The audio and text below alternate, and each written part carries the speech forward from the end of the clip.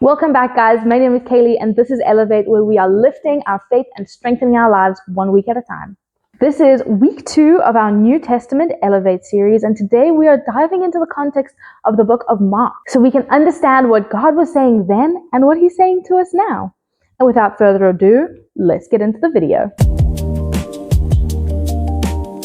Right, fun fact about this book. It's called the Book of Mark, but it is assumed that this book is actually Peter's gospel and that Mark was somebody who wrote it down for him. Some more fun facts, it was written for the Gentiles or the non-Jewish people. So the book of Matthew was written for a more Jewish audience. This book is written for a more Gentile audience, and it was probably written from Rome, which is also really cool. This is why you'll see a lot of little explanations about Jewish customs or Jewish words or Jewish phrases throughout the book. And where Matthew is showing us that Jesus is the King of the Jews, Peter is really showing us that Jesus is a humble servant who won through defeat. He looks like he's losing the battle, but ultimately he's winning the war. Throughout the book, Jesus is portrayed as the servant-hearted leader.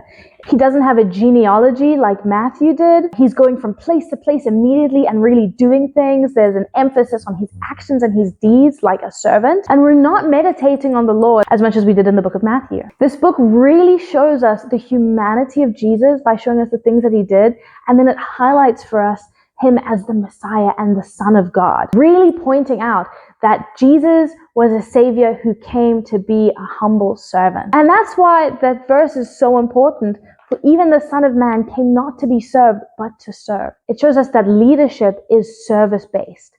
It's helping one another. It's seeing what needs to be done and being willing to do that and not bossing people around. It's showing us what leadership is, to serve and to present good work. Now, contextually, there were a lot of class divides in Israel at this point. So the rich were rich, the poor were really poor, and people kind of showed partiality to one side or the other. So that means they treated the rich better than they treated the poor, much like today. Jesus flipped the switch on that and changed the narrative. He told us that we need to be humble rather than seeking power. He showed us that when we lead from a place of service. For the sake of love, Jesus showed us what love really looks like.